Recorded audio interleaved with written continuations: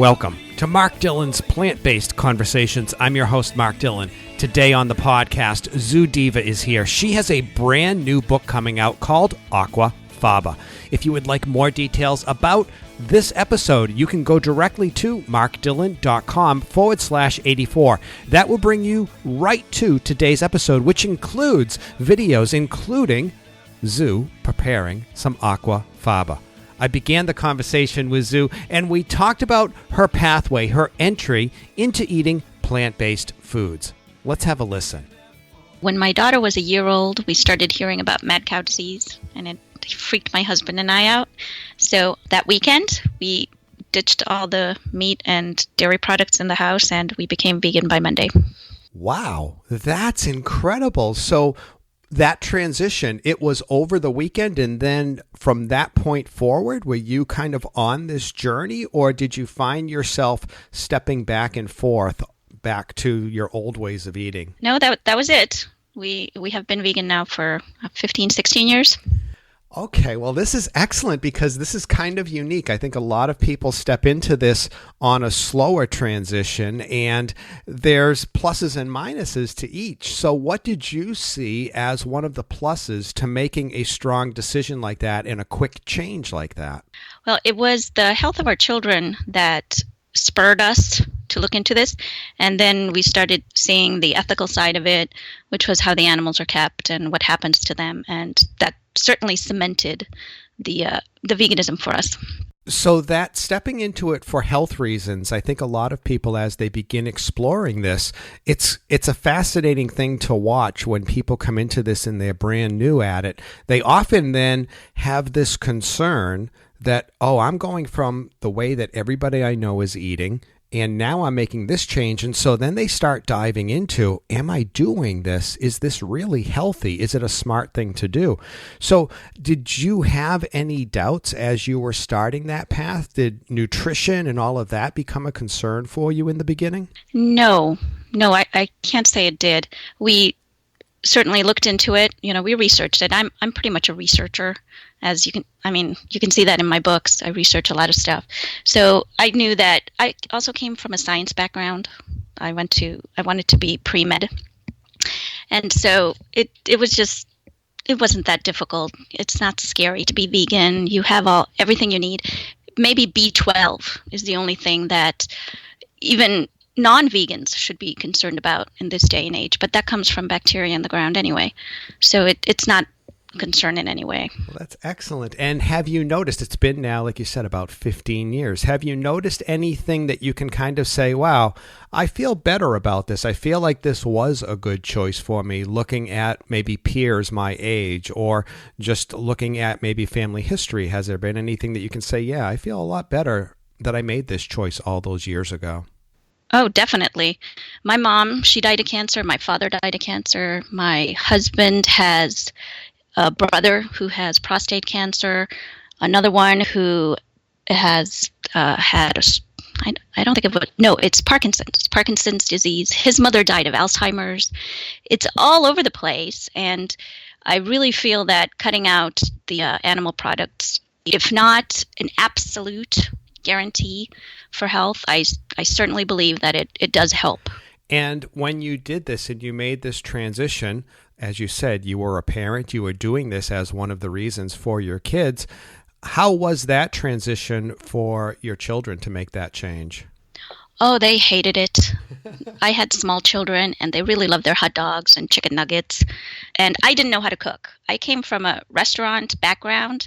My father has traced our lineage back 500 years, and everybody has been in the restaurant business. Somebody in each family has. And I was very determined never to be in the restaurant business or in any kind of food thing, and here I am, a cookbook author. So I didn't know how to cook, and I had to learn, and it took about a year, and even my husband was very forlorn about the food I was making. And then I came on Robin Robertson's book, and Brianna Clark Grogan, and they finally were able to show me how to cook decently. And then I started incorporating what I knew from my background, my Hungarian restaurant family's background. And that's how I'm here now. So now it's been 15 years and your children grew up eating this way and they're teenagers now. So is that something that they have stayed with, or have they now decided to make a different choice in their life? No, they are still plant-based. And when my kids were young, they would ask me why we're doing this. And without going into any gory details, I shared the information with them. They needed to know why we were doing it. And for them, by that point, it was for ethical reasons. It was all about the animals. And that's how they are still plant-based, because they know what happens and they don't want to be part of it. And how is that with peers that they have? Has that been any kind of challenge or presented any kind of obstacles that either you or that they had to work through? And if so, how did you work with that? That's a good question. I never really cared what other people thought, so I was very happy with how I was. And my husband, he's such a salesman. He would, no matter where we would go, he would just ease into this veganism thing and start talking about it. And he just puts everybody at ease. He's so good at it. But my children definitely, with their peers, we also homeschooled. So we were like the weird of the weirdest on the block. But they managed, very interestingly, we found other children who were vegetarian or vegan, and, they weren't quite as odd as they thought they were. But they did have their challenges. But I think that because they didn't go to school, it certainly helped them. You had mentioned that sense of, being different from others, and you're okay with that. What is that quality? How is that for you to sometimes go against the norm? Because anybody that does explore this, depending on what numbers we look at, we are definitely in the minority of people who are eating this way. So how is it that you feel comfortable along that kind of journey, knowing that you're one of a few versus everybody else? I'm a Capricorn. Maybe that's it. I don't know. Seriously, I just never thought that it was good to just blindly follow everyone. Just because everybody's doing it does not make it the right thing to do. And I firmly believe that. And if you see something wrong, you really should do something about it. You shouldn't just stand to the side and follow everybody. I know that sociology says that that's the way a lot of people follow this mob mentality. And I don't know. I just can't do it. You also, as you said in the beginning, you armed yourself with the knowledge, knowing that you were making the right choice. So in a sense, you're walking this path, but you feel this empowerment because you know that the information is there to back you up in a sense, and that you are ultimately doing what's right, and definitely what's right for you. Absolutely. Absolutely. I agree. And I'm very happy doing it. Well, that's the neat thing. And I think that, I've been doing this now. I was just thinking of this the other day. It's been now probably 23 years. I know I'm over 22 years, but I don't remember the exact date that I did this. But with you doing it for 15 years, you've seen a lot of changes. And, you mentioned in the beginning, your kids, making that transition that they were eating hot dogs. And of course, the, plant-based options of hot dogs back in the day. Well, I'll say it. I thought they were horrible. They were terrible. And now they were terrible. And now there's so many great different options, and even something as simple as, the carrot dogs, which I don't know why I didn't know about that way back in the day. So I'm wondering what it's been like for you to see this transition over the last several years, especially within the last couple of years, what that has been like for somebody who's been eating this way for a long time. I'm very ecstatic. It's heartening to see so many companies, especially small companies, come and they put their foot into the door, and they get their stuff on those shelves, and it's always expanding. It's so wonderful to see the sheer huge number of vegetarian and vegan options. Even my kid, he's at Berkeley now, and he's in college, and he's living on his own, and he can go to the store, to just his local Safeway, and he's able to buy some things. At home, I would make it because that's just the way I am now. I like to make things more from scratch, but just the convenience for me and for new plant-based people, new vegetarians and vegans, that they don't have to do that whole struggle thing, and they can have these transitional meats, and I'm all for these transitional products. Do you have any thoughts on where we are going in the near future? Because it does feel like in the last, my goodness, like 2 years, things have kind of like exploded. And I just have been trying to see like what's next on the horizon. Do you have any thoughts of what might be coming up next? I think more of the healthier plant-based things are coming up, like the China study and the Engine 2 and Forks Over Knives. Those folks have really got everybody spurred on. So I think perhaps even maybe more of those healthier alternatives, and definitely the vegan cheeses. Those cheeses are just amazing. Those plant-based cheeses. They don't even have to be vegan anymore. I mean, they're just cheese. Yeah. Okay. So this is something I've been wondering lately as I've been speaking with people who have been doing this for a while, because it seems like, we started this, as you said, 15 years ago, getting like Robin's book. I know that, she was one of the real pioneers. And back then there weren't a lot of different books out there. And now there's all these great resources. And so in a sense, the movement and people who are eating this way has gone through these changes. And as you said, we're seeing more of this plant-based. And do you think that it's a natural evolution that people come in, they try this, they like the convenient foods, they like the processed foods because they really help with transitioning, but then we're returning to what is just very basically pure food? Well, I think we're going from all these commercialized processed things, even the SAD diet, the standard American diet is that way, and then you're moving into the transitional processed plant-based foods.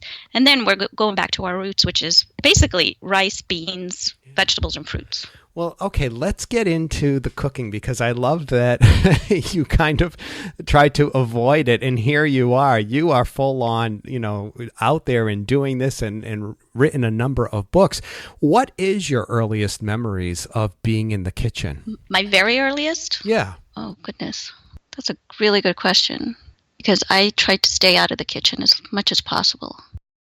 20s. I would have to say it's in my 20s. When I went to school and I asked my mom to finally show me, how to make some stuff, just because I was with my parents and watching them do these huge scale meals in the kitchen, in the restaurant, I still didn't know how to do it at home, in the smaller thing. And I suppose that's what it is. It's when my mom showing you how to do just basic Hungarian dishes so I could cook something besides just mashed potatoes and cereal. And so as you started to get into making all these vegan foods, did you continue with the Hungarian style, or did you start branching off into something new right away? Well, definitely I go into many different aspects of cooking, because globally there is just so much stuff out there. It's just amazing how much different things. And Hungarians do have their... Well, let me just backtrack here. Most of the global food is actually traditionally centered around plant-based eating, because meat is a luxury. Up until, I think, the 1930s or 1940s, in America especially, meat was just a condiment. It was something that you just added, and it wasn't the center meal. So there's so much out there that's actually plant-based in the global culinary community. But I hung on to the Hungarian parts of me because I think it's really important. But yeah, I've branched off into many things, lots of research, going, eating their food and seeing what it's like, and then coming back and trying to replicate those flavors. Now, one of the things that really, I guess it just kind of came up as I was looking at the different recipes and even thinking about your newest book that's coming out, Aquafaba.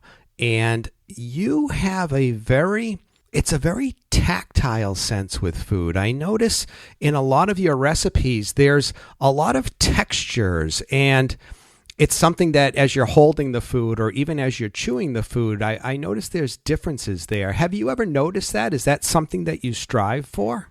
Absolutely. I think that you really need the toothsomeness, partly. You need to feel like you're eating something that's substantial, I think is the word. And I think the different textures in something you eat has to be there. You have to have different flavors and the different textures to satisfy yourself completely when you're eating something, especially if it's a complete meal. I think one of your very popular books is Vegan Bowls. And so can you talk a little bit about what that is? Because I think a lot of people hear this. They hear things about these bowls of all this great plant-based food. And can you talk about what that means for you?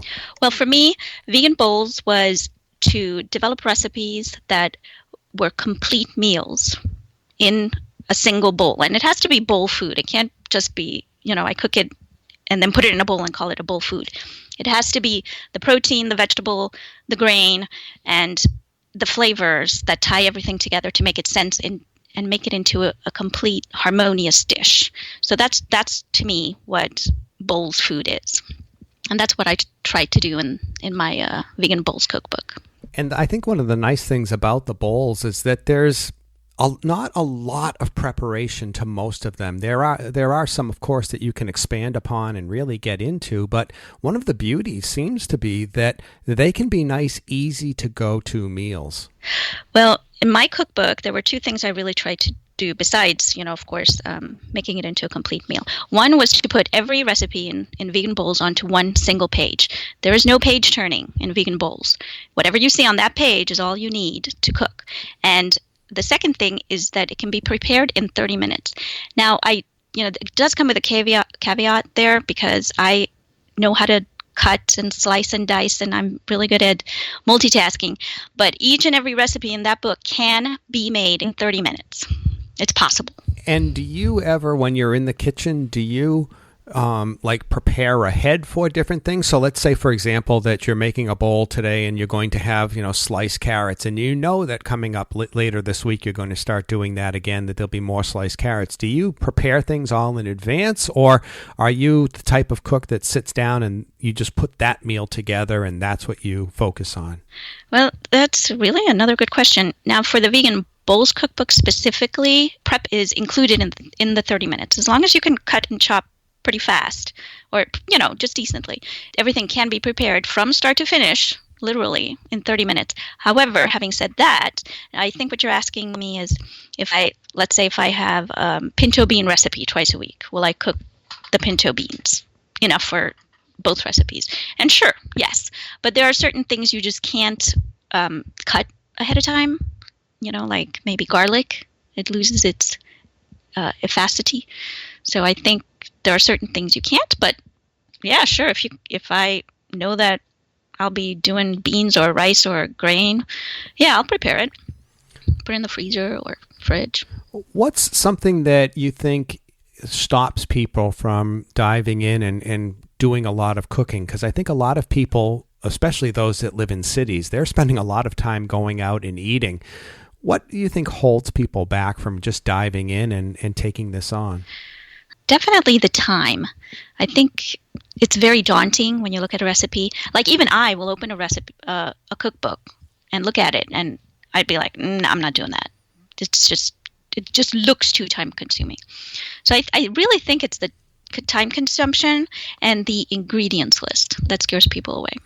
As somebody who's been doing all this cooking, what would you say is maybe one or two of the things that somebody should definitely have in their kitchen? What's really either an appliance or some type of tool that definitely they could use?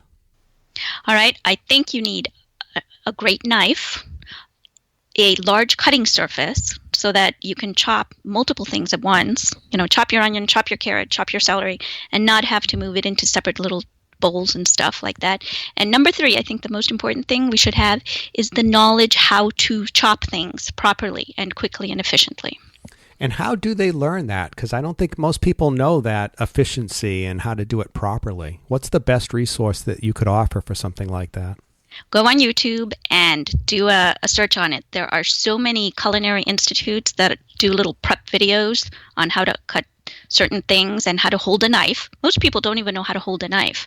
They hold it by the shaft only, and you're supposed to actually kind of cradle the hilt and part of the knife itself. And so that kind of holds people back, and when they don't know how to efficiently cut something, and it takes 5 minutes to cut an onion instead of 30 seconds, it's daunting. It makes food preparation more daunting. Yeah, that's true. So it does. It takes up more time. And then as you said, not having all these little bowls, I'm thinking I do that all the time. I use these bowls and then I have to spend time washing them. And it's like, why am I wasting that much time? Yeah, that's something I really focused on in vegan bowls is the mise en place, is that there is no mise en place in vegan bowls. You chop, you cook, and then you move on, and you actually do multiple things at the same time. And I actually had a couple of testers who found that they couldn't do it. They had been so entrenched in this mise en place procedure that it stressed them out to do it that way. So if it stresses you out, then by all means, use your bowls and wash them later. Well, it's funny because as you're saying that, I'm actually remembering like all these old cooking shows that I used to watch on PBS, the Frugal Gourmet and all these great shows. And I think that back then they'd have all these little bowls. So if you had spices, I think they'd even have the spices in a little bowl that you dump in. So in a sense, we were trained all these ways. But as we stop and we become mindful for a moment, it's like, well, why am I really doing this? Yeah, as long as you have a nice large space, I think that's really so important, is to have a nice large space that is not cluttered, so that you can move around and cut your different things and put it over there. And then, you just need one bowl just to transfer things from the cutting board to the cooking pot, and that's it. So let's talk a little bit about your new book that's coming out here, because this is really exciting. And I've been hearing so many people talk about this and to talk about how it's really starting to change the way that we are able to prepare plant-based foods. So could you talk a little bit about what the focus is, and just in general, a little bit about Aquafaba, so everybody that's listening that hasn't yet heard about this can begin to build their knowledge on it? Aquafaba is the cooking water or cooking liquid that beans are cooked in. And the cooking liquid contains starches and some proteins and some saponins. I believe that's the way you pronounce it. This is an egg replacer in the sense that it can whip up into meringues, just like regular egg whites. It has wonderful emulsifying capabilities, just like egg whites. And it has some leavening abilities and some binding, although they're pretty limited, so they need help in that department. But Aquafaba has turned the meringue world basically upside down. And you mentioned that it's made with beans, and I know a lot of times I've heard, and even looking on one of your videos that you have on YouTube, you talk about chickpeas or garbanzo beans.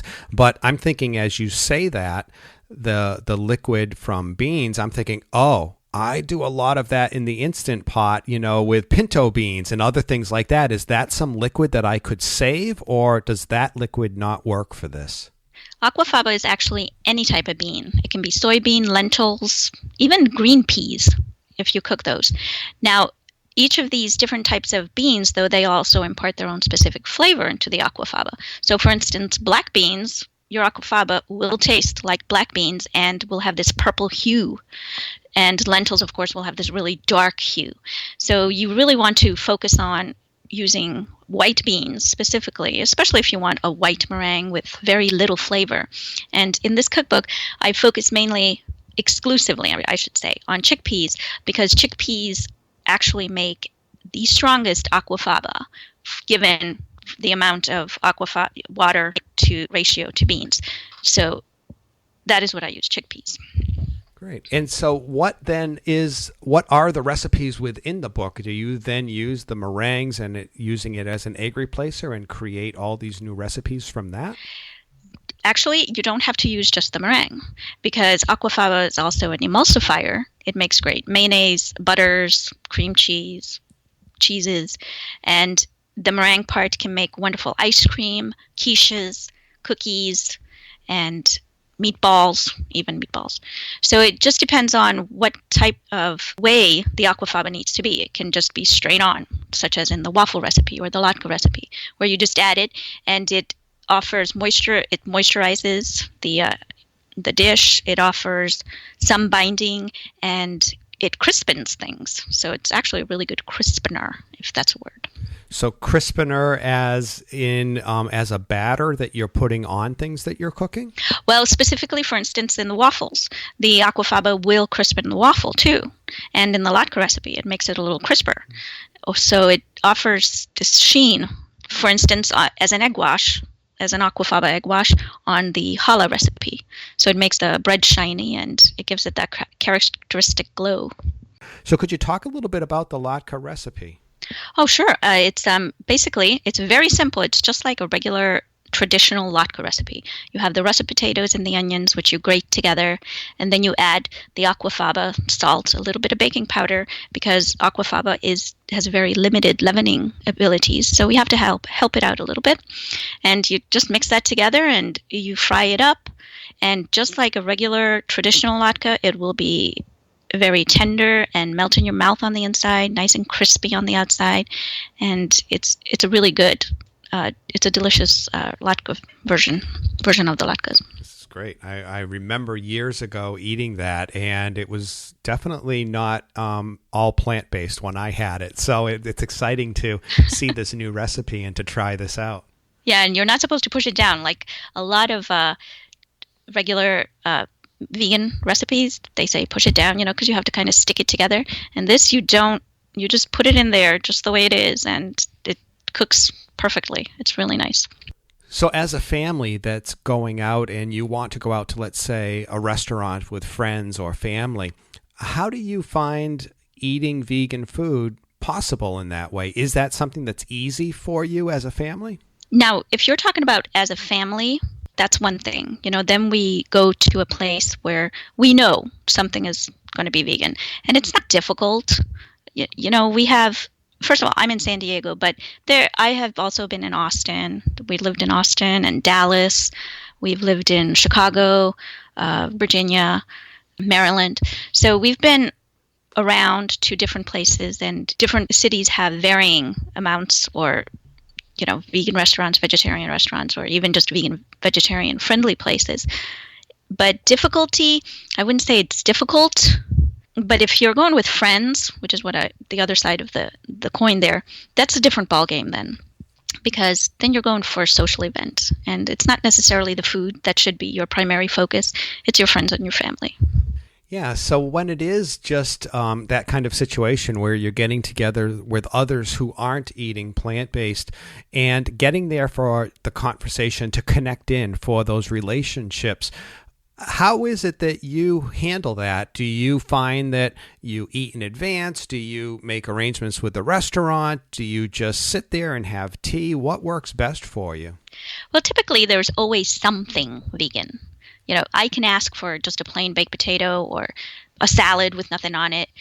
I mean, these are extreme situations, but there's always something vegan at a place. You just have to find it, and you just have to ask for it. And typically, your server will be helpful if you're not, being a big jerk about it, I guess, if I could say that. That's right. I agree with you. I think oftentimes, especially, as we're learning and becoming new at this, we can get a little bit upset or a little bit angry because it's like, well, why isn't this here? Mm-hmm. But then there's this moment where we have this acceptance, and then all of a sudden you just say, hey, could you make a slight accommodation? Or, what if we did this? And it's more just having a conversation with somebody and opening it up in a whole new way. That's right. And another thing, whenever you go out, we as vegans and even vegetarians, we need to tip well, because the vegan food is seldom the cost of a regular meat-based food. And then the server gets shafted. They don't get the tip that they should be getting. And then we look bad as a community. And I think that's wrong. We should tip better than we normally would. Well, I would definitely agree with that. My mom was a waitress for decades when I was growing up, and I just feel like, we should definitely always tip. It's so important because, as you say, they don't make enough to begin with. So it's a great reminder. Thank you for sharing that. Right. Now, you had mentioned all the different places that you've lived at, and one of those that you said was in Maryland. And as you said that, and then I'm thinking, okay, I lived in Maryland for a short time, and there was a vegan restaurant. I think it was in Silver Springs, and it was the Vegetable Garden, which I absolutely adored, and now I think they've moved to a different location. But as you've traveled around and you've lived around the world, what's maybe one or two of your favorite vegan or vegetarian restaurants that you'd be able to share with us? Wow. Okay. So globally, there was this little Asian Chinese, I think it was Chinese, but I'm not sure, place in Dallas, and it was one of the only vegan places there too. It was very interesting, and we had to drive an hour to get there, because we weren't exactly living next to any kind of vegan establishment ever, so we would always have to drive far if we wanted to go. But that little place was just a little hole in the wall, and that was really such a wonderful place to be. But I've eaten at Millennium, on special occasions, and if you want to have a nice fancy outing, that's a great place. Crossroads is also another great place to go. But as a chain, I would say Native Foods is my favorite because of their food, which is really good. If I could go back to you and your husband, I was just thinking about this, that as the two of you started this, that must have been incredible to support, to have somebody so close to you that is also along this journey. Can you speak about how that really helped strengthen both of your journeys doing this together? I am so lucky. I really am lucky, especially when I see other couples, when somebody is vegetarian or vegan and somebody isn't. And I don't understand that. I just don't. Because he came to me and he was a pure omnivore. He, from Texas, kicked the cow over, sent it through the restaurant and put it on a plate. And that's how he came to me. And we had been married for maybe a year and a half before I had this brilliant idea that we should go vegan. And he just said, make it taste good eventually. And that's what I did. And yeah, support system there is so important, so important. Can you remember that conversation when you decided to share with him this is what you were thinking of? And what was that like? How did you bring that up? And what was his initial reaction to that? Well, we had just seen the mad cow thing in UK and the Britain, and it was just starting to happen. And I looked at it and I was like, oh my goodness, we have to research this. Let's go research it. Google. No, there was no Google. Was there? I think there was maybe a little Google. And we started researching and I showed him. And then we went further into what's happening to these animals and why are we feeding cows to cows who are herbivores in the first place? And, you have just so many alarm bells going off at that point. And we are so terrible. We bounce ideas off of each other. And then these ideas get bigger and bigger and bigger. And then soon they snowball into this thing where, okay, let's just do it over the weekend. And yeah, that's what happened. We're crazy. No, it's a good crazy. It really is, because it's that moment of gaining knowledge and then truly living what's important for you. Because I think so many people, they know it. And you've probably had this experience where somebody will ask you a question and then before you know it, they're like, oh, I don't want to know. Please, let's just stop there. And you kept going forward with it. I think that's powerful. Ignorance is so bliss. And a lot of people, they just want to put those blinders on. They don't want to know. They don't want to know because if they know, they have to do something about it. And my mother was exactly that way. She was dying of cancer and she made me drive her to Popeyes to get her fried chicken, even though she was dying of cancer. And at that point, we had been vegan for 6 months by then. And I told her, perhaps if you could stop doing that, then you'd have a better chance. And she never did. And she loved animals. One of those people. So as the listeners are connecting with what you are saying, of course, they're going to rush out. They're going to buy your book. What's the best way that they can stay in touch with the work that you're doing? Okay. Definitely go to my website, www.zhusveganpantry.com. And that's the best way to see whatever I'm coming up with, new Aquafaba recipes and whatever other recipes I come up with. That's the place I am. Zsu Dever, thank you so much for sharing all of this with us today. It's greatly appreciated.